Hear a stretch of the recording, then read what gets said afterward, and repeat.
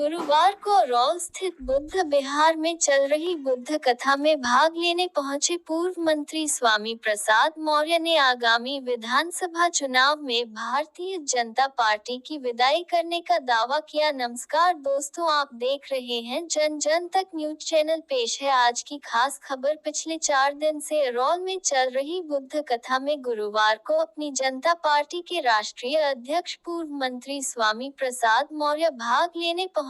इस दौरान उनके साथ पूर्व क्षेत्रीय विधायक भगवती प्रसाद सागर, डॉक्टर कमल, ग्राम प्रधान वीरेंद्र सिंह, राजकुमार पाल, प्रदीप कुमार बौद्ध, सोबरन शास्त्री, लालाराम बौद्ध सहित सैकड़ों लोग मौजूद थे। पूर्व मंत्री ने सर्वप्रथम गौतम बुद्ध की प्रतिमा पर माल्यार्पण कर उपस्थित लोगों को भाजपा शासन द्वारा पिछड़ों व दलितों के साथ किए जा रहे शोषण के बारे में चेताया। पूर्व मंत्री द्वारा पिछले 15 मार्च से संविधान सम्मान व जनहित हुंकार यात्रा चलाई जा रही है। इस यात्रा के उद्देश्य के बारे में पूछने पर उन्होंने बताया कि भाजपा सरकार की असफलताओं से सरकार को सावधान करना आप लोग और जनता के प्रति जवाबदेही से बचने के लिए साजिश के तहत जनता के आप लोगों से थोड़ा विनम्र निवेदन है कि उसको जनता को भी सावधान रखने के लिए इस यात्रा के माध्यम से मैं जन जागरण अभियान चला रहा हूँ। साथ ही साथ बाबा साहब डॉक्टर भीमराव अम्बेडकर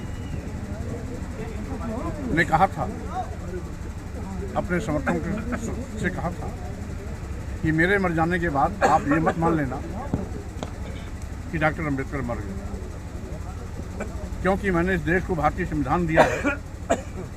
जब तक भारतीय संविधान रहेगा तब तक डॉक्टर अम्बेडकर जिंदा रहेंगे। और आज क्योंकि संविधान पर खतरा है, इसलिए हम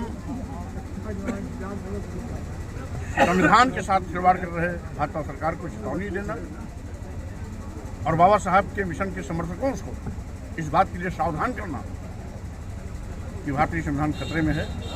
सावधान हो जाओ, समय रहते संविधान को बचाने के लिए आप लोग तैयार हो।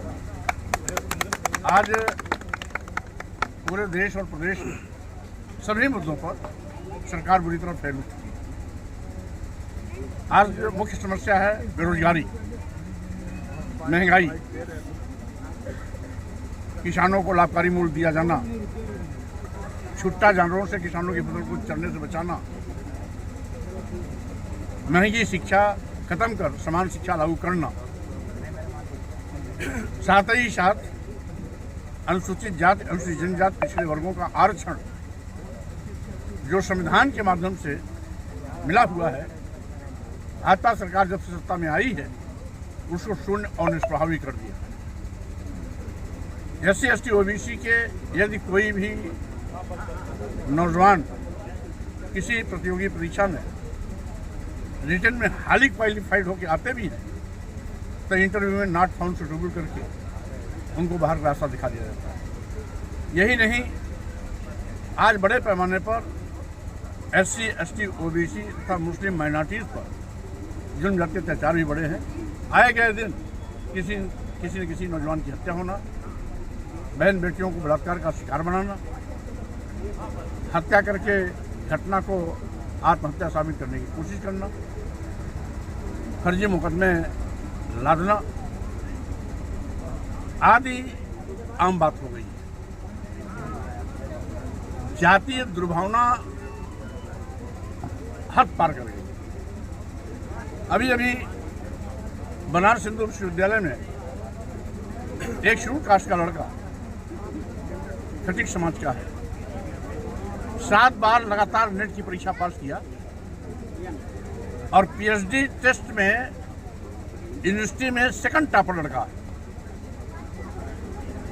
जब PhD में एडमिशन लेने गया तो प्रोफेसर लोगों ने ये कहकर के उसको वापस कर दिया, जाओ जूता में पॉलिश करो, तुम्हें PhD की क्या आवश्यकता है।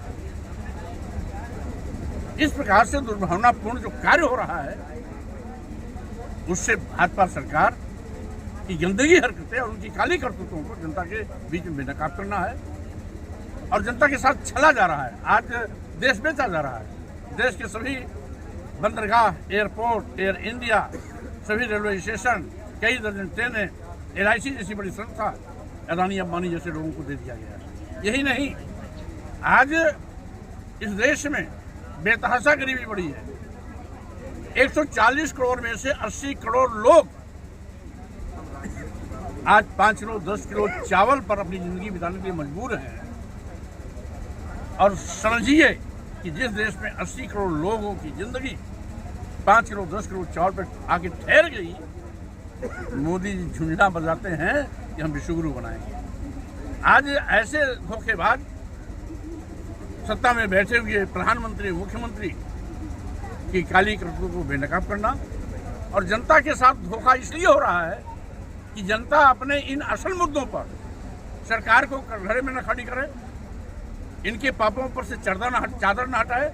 इसलिए साजिश के तहत भाजपा कभी हिंदू मुस्लिम का राग लापती है, तो कभी मस्जिद में मंदिर खोलने का नाटक करती है, तो कभी बाबर और औरंगजेब पर चर्चा करा करके लोगों का ध्यान भटकाने की कोशिश करती है।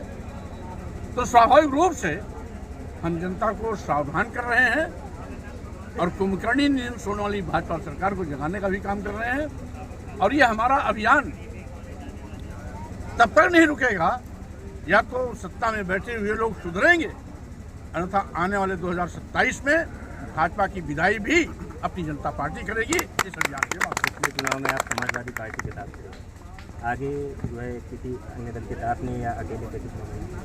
अभी तो हम अपनी पूरी तैयारी कर रहे हैं पूरे प्रदेश में चुनाव लड़ने की, लेकिन हमारा मकसद संविधान विरोधी, दलित विरोधी, पिछड़ा विरोधी, गरीब विरोधी, मजदूर किसान विरोधी, नौजवान विरोधी इस भाजपा सरकार को उखाड़ फेंकने के लिए यदि किसी से हाथ मिलाने की आवश्यकता पड़ेगी तो जो भी लाइक माइंडेड पार्टियों के नेता हैं उनसे बात की जाएगी। मकसद भाजपा को हटाना है। अगर कहीं झुकना भी पड़ेगा तो मैं उसके लिए तैयार रहूंगा, लेकिन भाजपा को सत्ता से बाहर करना हमारा मुख्य लक्ष्य है।